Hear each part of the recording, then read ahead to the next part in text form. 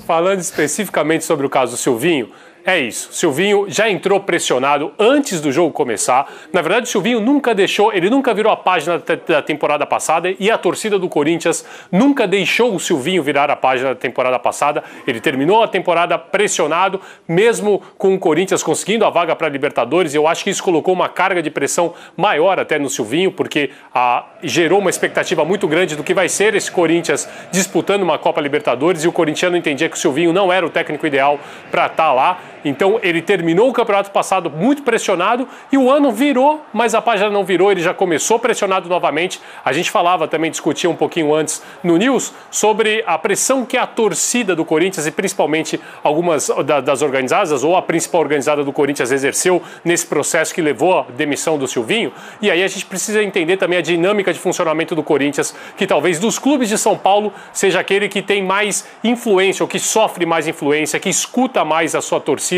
A torcida organizada do Corinthians, ela tem uma voz muito ativa dentro do clube, e ontem os dirigentes não suportaram a pressão. O Éboli dizia lá, né, que os dirigentes acabaram amarelando, né, para a torcida do Corinthians. E aí é importante também ressaltar, Barreto, eu até gostaria de trazer isso para o debate, porque ontem o comunicado na verdade é um pronunciamento do Ilho, né, do presidente do Corinthians, em que ele anuncia uma correção de rota, né, por isso que eles acabam demitindo o Silvinho com 3 rodadas de Campeonato Paulista, que eles entendiam que era uma correção de rota, mas é muito ruim, porque ficaram tantas dúvidas, sobraram tantas dúvidas, e aquele era o momento para o jornalista fazer a pergunta para o dirigente e entender. Então, por que essa correção de rota está sendo feita agora? Por que vocês não aproveitaram para fazer antes do final, antes do começo da temporada, para aproveitar toda essa pré-temporada que o clube fez, que o time fez, já com um técnico novo? Então, teve toda essa grande questão que ficou, são vários vazios, né? São várias questões que ficaram em aberto,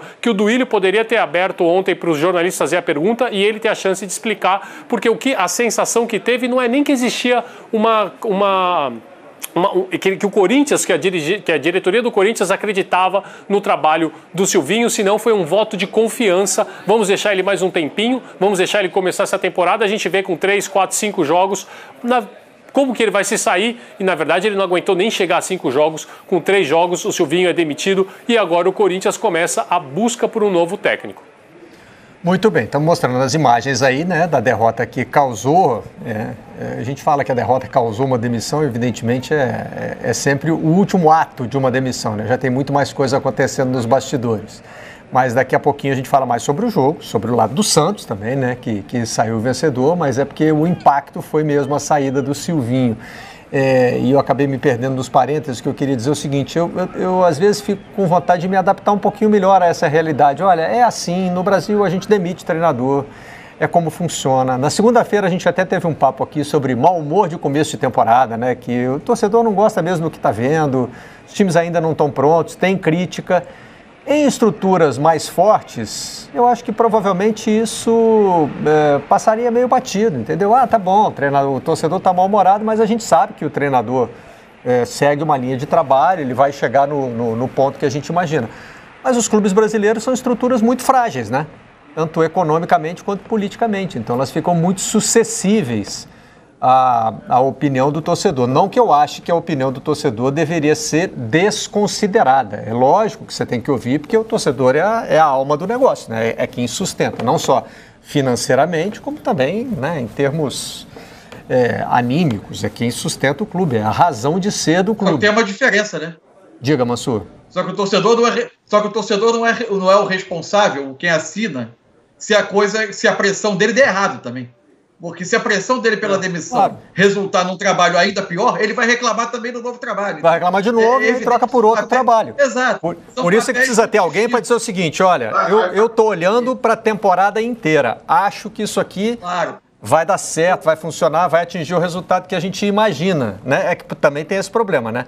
Do ponto de vista do torcedor, só existe um resultado imaginável, que é ser campeão de tudo o tempo todo, né? Quem está na administração de uma estrutura forte, digo de novo, né, poderia ter essa visão. Mas as estruturas de futebol, os clubes de futebol no Brasil têm estruturas muito frágeis e, por isso, muito mais suscetíveis a todo tipo de pressão externa. Diga, Mansur. É o problema da gente depois eu passo para o Éboli. Separar os papéis, né? Então vai, já foi com o Éboli, vai. Vai lá, Eber. Conclui seu raciocínio. É o problema de você não conseguir separar os papéis, né? Porque por isso você tem o papel do gestor. E uma das funções do gestor também é gerir a expectativa do torcedor, né? Quando você passa de maneira correta a tua linha de gestão, quando você passa de maneira transparente a condição real da tua estrutura, quando você traça metas dentro da realidade, né? Quando você passa firmeza na sua tomada de decisão, você, de uma certa maneira, consegue administrar essa pressão movida pela paixão. Mas aqui as coisas se confundem muito facilmente, até porque, às vezes, é interessante confundir. Muitas vezes é do interesse do gestor confundir os sentimentos, porque isso acaba sendo a bengala perfeita. E expõe o profissional, no caso o treinador, a uma situação absurda, totalmente desfavorável para qualquer tipo de trabalho. Eu acho que para o Silvinho, acaba fazendo bem para o Silvinho isso, porque para a condição dele de saúde, né, você imagina só, você todo dia tem que dirigir um programa, né, com olha, você não pode errar a passagem, você não pode errar ali o tempo de fala de cada comentarista, você não pode chamar a matéria errada. Se você chamar a primeira matéria errada, você está fora, você já não volta no bloco seguinte. Cara, isso não existe, não existe. Sabe? Isso é desumano, é desumano. A gente tem que saber analisar tecnicamente. Assim, o Silvinho, o trabalho dele era perfeito? Não, não era, até porque não tem trabalho perfeito.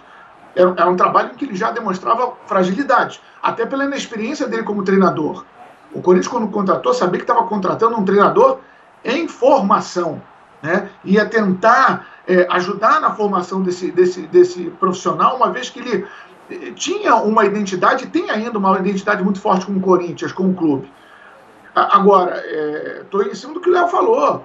Gente, a tomada de decisão, ela foi equivocada ao ser realizada agora. Se já havia um conceito de que o trabalho não iria evoluir, olha o tempo que o Corinthians perdeu e olha só como ele expôs o próprio profissional Silvinho. Todo mundo perdeu ao praticar essa demissão agora. Eu acho absurdo, eu acho um erro grosseiro de gestão.